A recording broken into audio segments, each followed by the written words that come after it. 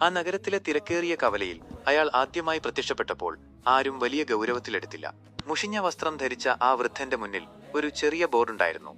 നിഴലുകൾ മാറ്റി നൽകപ്പെടും. ഇതെന്ത് ഭ്രാന്ത് എന്ന് ചോദിച്ച് പലരും ചിരിച്ചു തള്ളി.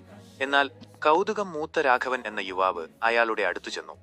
എന്റെ നിഴൽ ഒന്നു മാറ്റണം, രാഘവൻ പരിഹാസത്തോടെ പറഞ്ഞു. വൃദ്ധൻ തലയുയർത്തി നോക്കി. അയാളുടെ കണ്ണുകളിൽ അഗാധമായ ഒരു ശൂന്യതയുണ്ടായിരുന്നു.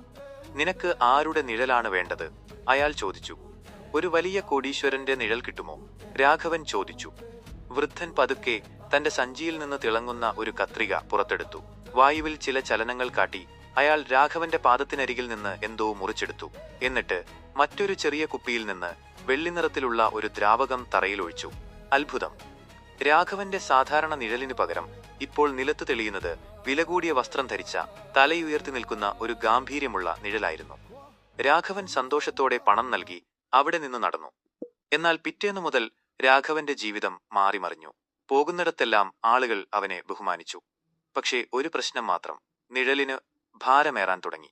കോടീശ്വരന്റെ നിഴലിനൊപ്പം അയാളുടെ ഉത്കണ്ഠകളും ഉറക്കമില്ലാത്ത രാത്രികളും ശത്രുക്കളുടെ ഭയവും ആ നിഴലിൽ ഒളിഞ്ഞിരുന്നു. രാഘവൻ നടക്കുമ്പോൾ ആ നിഴൽ അവനെ പിന്നിലേക്ക് വലിക്കുന്നതുപോലെ തോന്നി. അവൻ ശരിക്കും തളർന്നു. ഒടുവിൽ ഒരാഴ്ചയ്ക്ക് ശേഷം രാഘവൻ വീണ്ടും ആ കവലയിലെത്തി.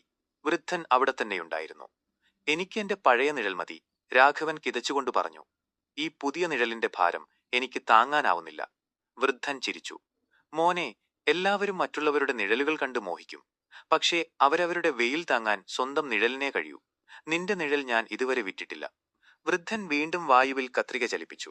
രാഘവന്റെ കാൽച്ചുവട്ടിൽ അവന്റെ പഴയ മെലിഞ്ഞ സാധാരണ നിഴൽ തിരിച്ചുവന്നു.